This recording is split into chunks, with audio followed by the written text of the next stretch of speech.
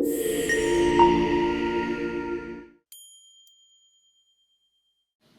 everybody. Welcome to another edition of the Perfect Franchise Podcast, where we attempt to deconstruct best practices from some of the best performing franchise professionals out there. Today, we have two very special guests. We have Todd Miller and Mike Peterson from Garage Force. Welcome, gentlemen. Thanks. Yeah, welcome. Glad to have you guys here. We appreciate it. Mike, I kind of want to start with you.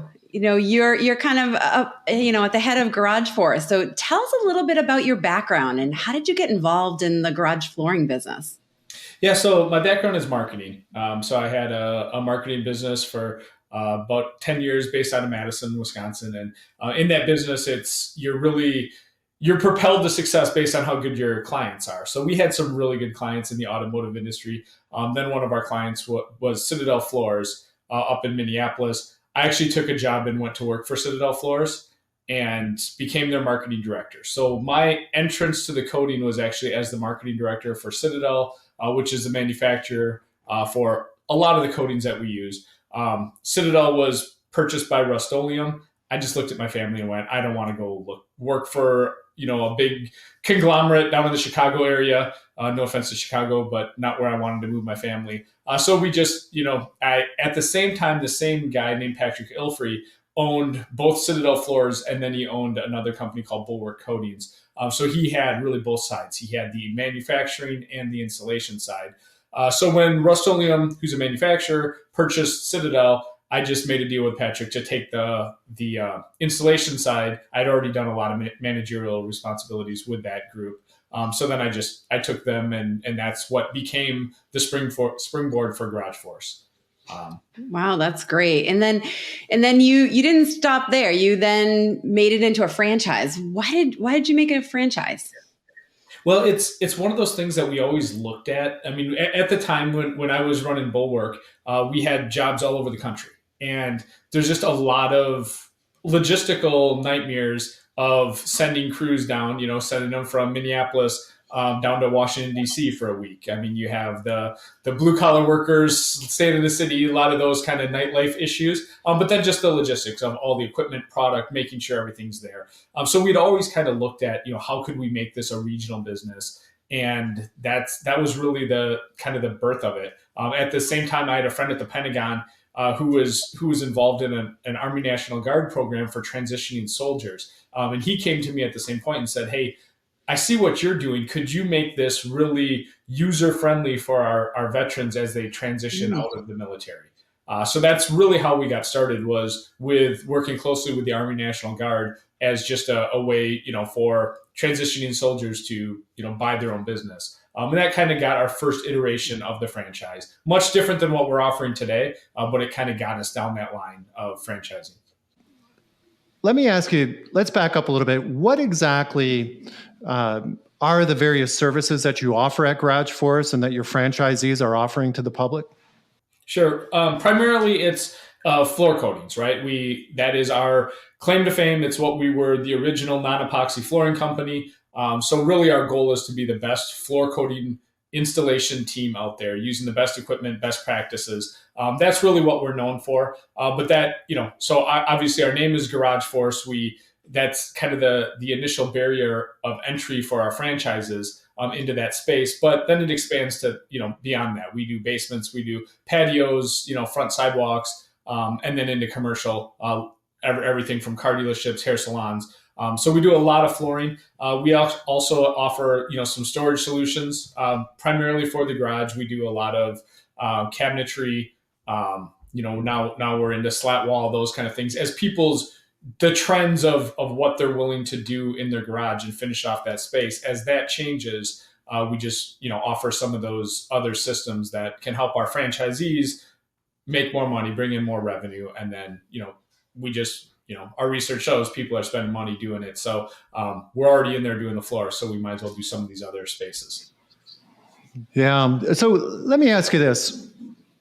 When there's things to be done around the house, my wife never looks at a guy like me with any confidence. So if you're not handy, can you be a franchisee of Garage Force? If you're not good, you're just not too mechanically Yeah, inclined? absolutely. That's one thing that's actually really great about Garage Force is, when you look at the home services trades in general, you start thinking about kind of these big burly guys doing construction work. That's really not who we are. Our equipment is really, really easy, and Todd can probably talk to it because his crews do it every single day. But our shop blasters, which are our prep machines, it's kind of like mowing a lawn, right? You just walk behind them. So that's really, not to get too far away from your question, but it doesn't take a really skilled individual, a real physically strong person to do the job. But that's also on the install side, right? Most of our franchise owners, don't go out there and install floors. They're running the business, so they have to have an understanding of equipment and those kind of things. But they don't need to be, an expert, handyman, a grease monkey, anything like that. That's actually the most. And Todd can talk about it. He lives on the business side of things where he doesn't go out there and install floors. He just manages people and just runs a business. Just the fact that we're so much more than a floor coating company. It's just that's what we do. But we're a technology company. We're a marketing company. We do all of those things. That really the floor side of it is kind of the afterthought. Obviously, it's what we sell, so it's a big deal. But as far as an ideal franchise owner, they don't have to have any capability to be handy at all. Yeah. That's great. So Mike, I know obviously the garage is becoming that really important space where they've renovated the inside. Now they're looking for that opportunity to continue to expand into the garage space.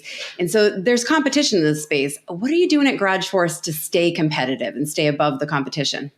I mean, we just want to make sure we have, the best products at a very reasonable price. And, we are the experts, right? We're a very large national brand. So when we go into communities for a new franchisee, it's there's kind of two sides of it. So for a new franchisee, it's really easy for them to gain brand recognition because we have such a national presence.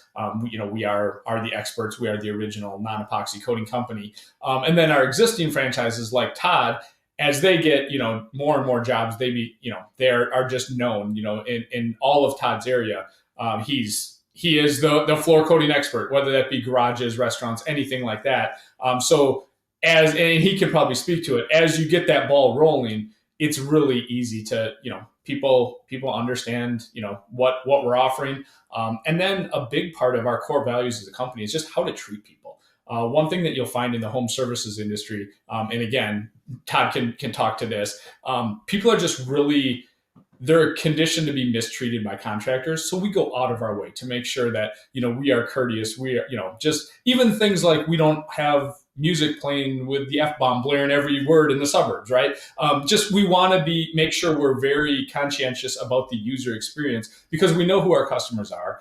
They're, typically suburban, 50 and older. So just doing things and treating people the right way. What we've actually found in our marketing is when we get a lot of reviews from customers, and most of it isn't even about the end product. There's a psychology to the homeowner that when they pay, for something to be done, they just expect that to be good, which they have every right to. But what they're really impressed by with Garage Force and crews like Todd's crews is they're really impressed when you go the extra mile, when you clean up after yourself. There's no smoking on our job sites. There's no cigarette butts in the landscaping. All of those things are just little, and they sound cliche, but it makes a real difference as you're building a name in the community. And then obviously your work has to speak for itself. So we don't cut corners on products. We're always staying on the cutting edge of products. Those kind of things keep us well out in front of our competition. Yeah. And now I know you have some changes coming in 2023 and what are those changes and how's that going to benefit your franchisees? Yeah. 2024. 2024. Sorry. Yeah, We're already there. So yeah, we've got a lot of exciting announcements. We've expanded, like I mentioned, the cabinet line, and then we've actually really expanded that. So now we're bringing on another cabinet line that's specifically made for us, where it's not really a DIY one size fits all cabinet. It's more of a design the space, with some really cool design tools that our franchisees can go out there and give them a really custom look. We just announced slat wall, those kind of things. We have a new wall coating system that we're going to announce. Todd's been privileged to see that as one of our premier franchisees. But and those are really exciting because it's just more stuff. And Todd can talk to that about when you're out there what you can offer. But on a really big change, we actually have been working for about a year and a half to develop a new product. Right? We always want to stay premier, and we never want to race to the bottom and just get on a price war.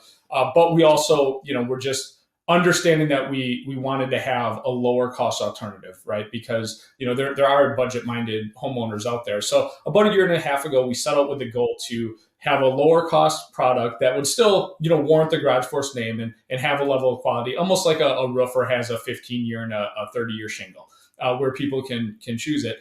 So throughout that process, our number one goal was to see the price go down, and then just see how far we can stretch that quality. What we actually ended up doing was inventing a whole new technology. So again, we are the guys that brought polyurea to the market. Now we have a cyclospartic, which is beyond polyurea, polyaspartic. Todd's been, his crews have been on our test team for this for quite some time, and we're really excited about it because we've cut the price of the base coat down about 25% and the top coat down about 30%, 30 to 35%. And the quality is like nothing else in the industry. So we're really excited that actually announced yesterday. So we've got our first orders of that product, not on the test phase, on the actual launch going out the door today. So people are really excited about that. So that's really a game changer. We've always been kind of trendsetters in the industry, and now with this, it's not just a new mixture; it's literally at a molecular level, giving it so much more bonding power. That's great. That's great. Having that proprietary product is really important. And then if you're able to lower the cost, I'm sure that benefits both the customer as well as your franchisees. Yeah, absolutely. That's really our goal, right? Is we want to make sure that we can give them a premier product.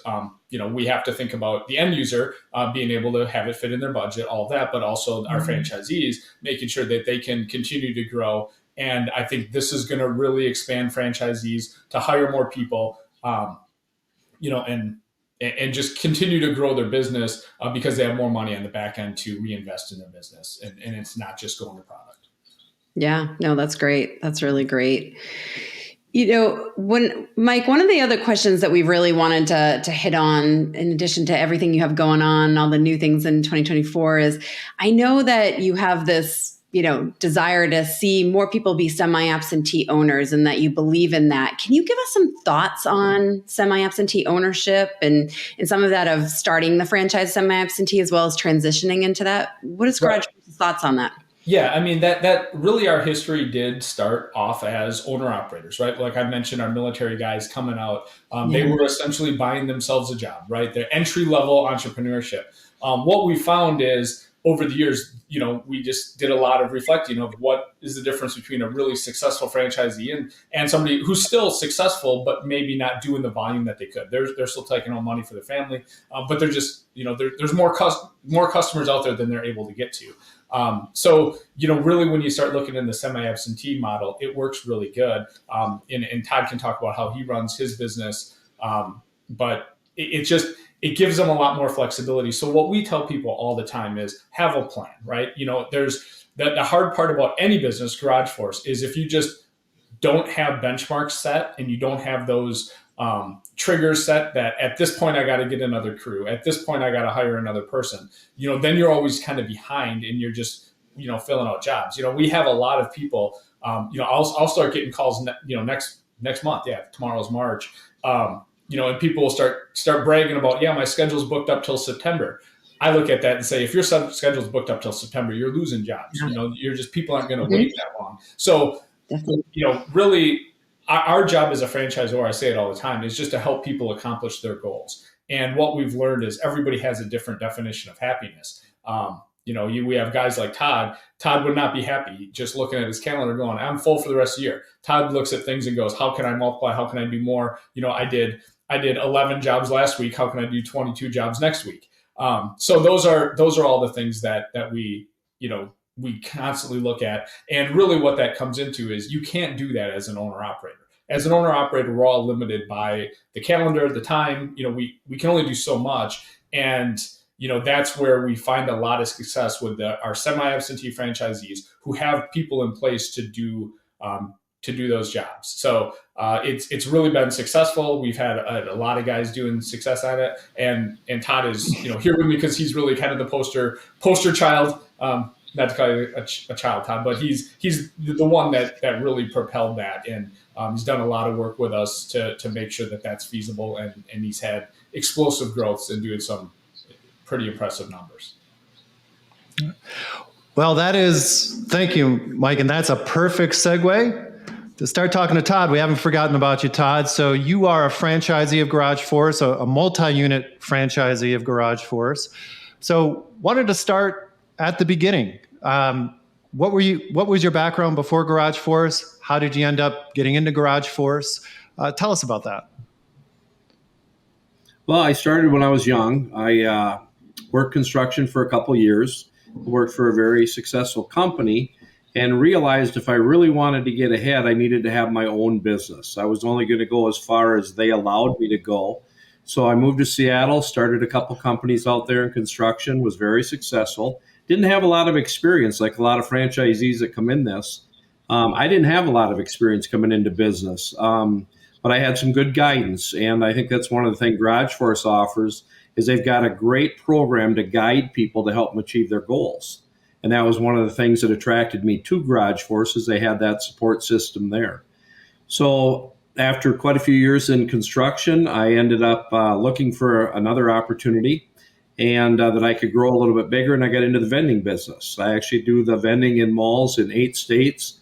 We have thousands and thousands of accounts. But like a lot of things, it had a time that was great to get in and a time to look to transition into something else. And vending is one of those businesses that we were looking to transition out of.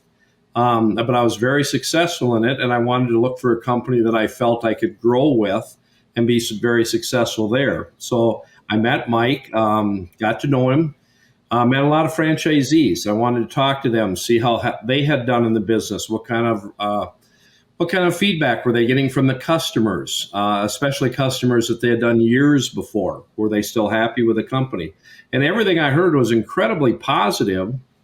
So I decided to purchase 2 franchises. I purchased a franchise in Wisconsin and another one in Minnesota. And from there, I was really looking to get involved with something I could grow. I like the idea that, father-son could do this or 2 friends could do this and be owner-operators. And I thought that was great. But I was really looking to take it to that next level. At my age, I don't want to be an owner-operator.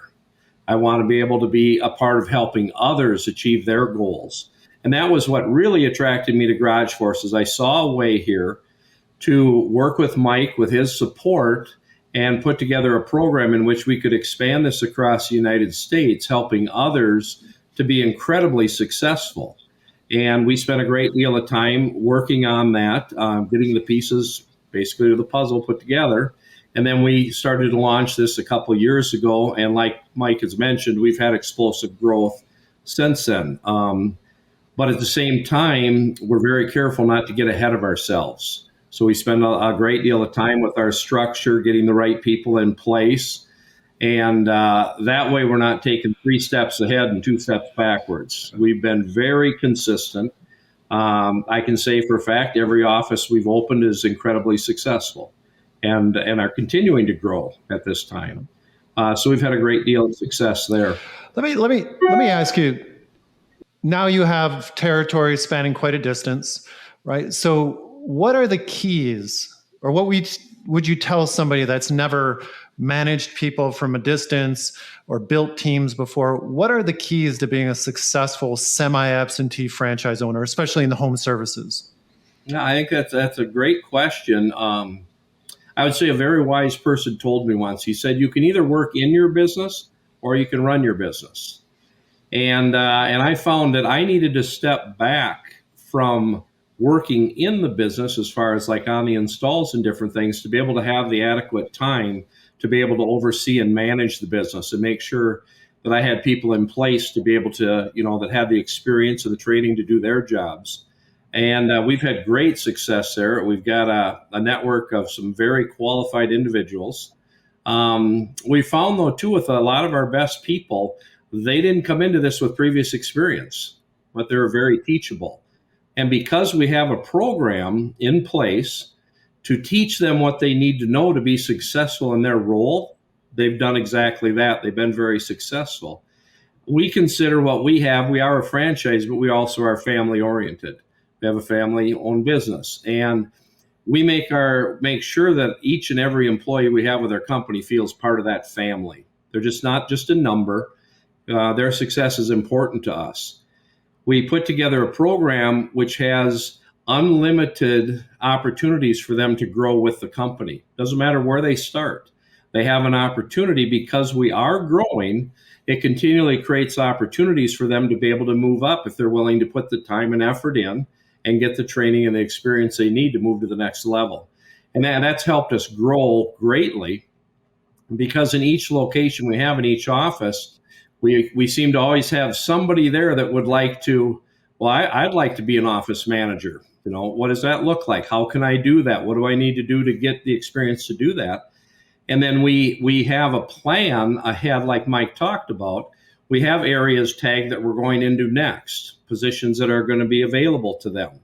And we continually have people wanting to work up to be able to attain those positions. Wow, that's great. So Todd, you obviously started out, and I think, I don't know if that's as common, to have two territories in different states. And so you cross that state line right away. Did you have managers in two different states, or did you have one manager working both of those territories? No, that's a great question. I would have only started in one territory if it would have just been myself. But I have a son that's worked with me ever since he was 6 years old. He learned to work hard when he was real young, and he was living in Minnesota at the time, and I was living in Alma, Wisconsin. So he was west of the cities of Minnesota. So because he had some previous experience and I could work directly with him, we chose to have him run the Minnesota franchise, which then I worked on the franchise in Wisconsin. So that's why we started with two. I wouldn't recommend that in most cases. I would start with one and grow it from there, so you have that solid base. I just had a unique situation where I had a son that was qualified. So play that scenario out. What if you started just in one state? You would have a general manager over multiple zip codes. What do you think the best case scenario would be to really start at semi-absentee in one particular area? We have a very structured business. We have installers. A install trailer is going to have two people. It'll have a crew leader who's responsible to make sure the trailer is set up, the supplies are there, everything is there to go do the job. He's the customer's contact. He's going to deal with a customer, make sure the customer is satisfied, make sure there's great communication there with them. And then the installer is somebody that is, has been with us for a while. He's very experienced. He's going to help install the coating on the garage or whatever it may be.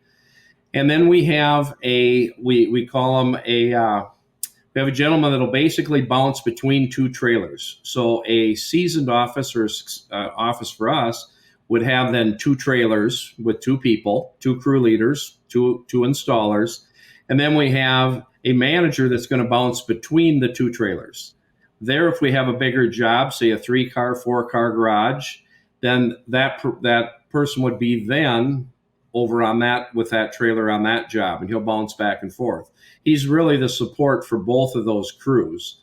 Then we have an office manager. An office manager makes sure that everything is getting taken care of on that end of it, from the finances to the bookkeeping to inventory. That person takes care of all of that. Now, when we initially start, we don't have necessarily the cash flow to do all that. So we will literally bring in the person that we feel could be the office manager. He'll come in as a crew leader. So he'll actually be on the job, doing the jobs, learning, because I'm a big believer you can't teach what you don't know. You need to be on the job, understand the job, every part of it. Then as the one trailer gets up and running, is doing real well, then we'll start that second trailer, and he then will bounce over to that second trailer. The first installer can move up to be the crew leader on that trailer, and then we get our second trailer up and running that way. Eventually, one of those two crew leaders is going to be experienced enough to manage over the two trailers. Thus, that initial person now has moved up again if he's qualified to do it. and he'll move up then to be an office manager. Up until we have an office manager, well, that would be somebody like myself. I'll oversee it, make sure everything is getting done. But the goal is to always replace ourselves. If we're if we're a crew leader, we want to replace ourselves and be a manager over 2 trailers. If we're that manager, we want to be able then to move up to be an office manager. Not that everybody has the experience or wants to move up. We have gentlemen, people with our company that absolutely just love to install. They think it's the best job they've ever had. They enjoy it. It's not like a lot of construction jobs that ruin your body. I would call this physical, but definitely not overwhelming. I mean, this is something a person can do for a long time. And we have people that they just want to stay in that position. They're just happy there. Once you're an office manager, then we have some office managers that see the opportunity and the bigger vision of our company here, and they see the opportunity that we could put offices in additional areas. So then we have a regional manager, and he works with us setting up that next office. And we have a complete training program that we have locally that we've actually worked with Mike on, as he has the initial training at Garage Force that they supply, which is fabulous. And between with the training that Mike offers and then the continued training that we offer, we're able then to expand into additional areas. Thus, right now, to give you an idea, we have 3 offices in Wisconsin where we started now, successful offices. We have 2 offices in Minnesota. We have 2 offices in Iowa that are all successful. And this year we are in the process of setting up 3 more offices this year. Wow, that's impressive growth. Well, Todd, it's been incredibly insightful to kind of understand what happens behind the scenes for somebody who's in a home service franchise and growing it aggressively, but still not too fast, right? I know I have just one more question. I'll turn it over to Andrea, but going back to Mike, you mentioned the trend of the industry, where, to put it in my words, garages just are no longer the dusty, crusty, cold places where you just store your stuff, right? And they're really becoming the man caves of this generation. Is that a fad? Like, how do you project where this is going? And you've talked about so much about how you're staying in front of it, but how do you predict where it's going and how much opportunity there really is over the next 5, 10, 20 years? Yeah, Todd and I talk about this all the time, because one thing we do is communicate with our franchisees of what they're seeing out there. And it's really just kind of the tip of the iceberg in the garage space. Everybody kind of knows, the joke is, we don't even use our front door. My dog hears the doorbell run, he runs to the garage door, right? Because we have a doorbell out there, and that's really the entrance to your home. That's where, most people access it. What we're really finding is, even just how socialization is happening, right? We know our customers, they're in the suburbs, primarily. And it's not the big mansions. It's just the regular, ranch houses, the cookie cutter neighborhoods. I joke that it's the houses that you've driven around the neighborhood. You don't know if you passed the same house 3 times. That's where we do a lot of work. It's just, people don't anymore invite people over and grill out on their deck. I'll be driving around neighborhoods, and that's where you see even conversations happening, because a lot of those are just impromptu. Somebody's out walking their dog and they see one of their neighbors who become their friends, and they're standing in their garage talking. Then you go down the next house and there's, 2 guys on a bike just standing in the garage. That's where a lot of, it just kind of seems like everybody's getting busier, so they don't schedule the come over, we'll grill out, we'll throw steaks on the grill and hang out on the deck. It's really that garage is the space that people congregate. And people are putting more money into it. They're finishing it off. And, one of the things that I joke about this personally, and our franchisees hear me say it, is, back when I was the marketing director at Citadel, we talked about customers, and we had this, misconception, but at our time it was our conception of, it's the car guy, it's the mansions on the hill. That's really not the case, right? I am the car guy. That's my hobby. My wife doesn't understand why I want to drive a 55-year-old Mustang around. She doesn't get that. what she likes about our garage floor, doesn't care how it looks. She likes that, the kids could run out in their socks when they were growing up and it can be clean. And it's just kind of that mentality is it's not even a garage anymore. It's just an extension of your home. It's like a giant entryway where your cars live. And, so finishing those off, and we've seen that post COVID, people just investing in their homes and constantly trying to fix them up.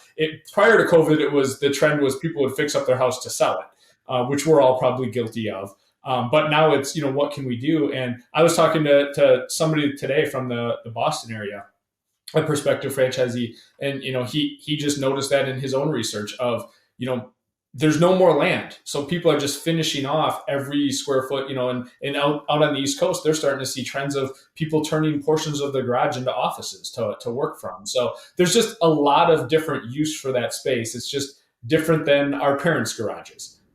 It's just the rest of the house is finished. Why wouldn't we want this finished too? And Todd can probably talk about that. I mean, he's out there in his crews every single day and just seeing the trends of how people are using our product to finish off their space.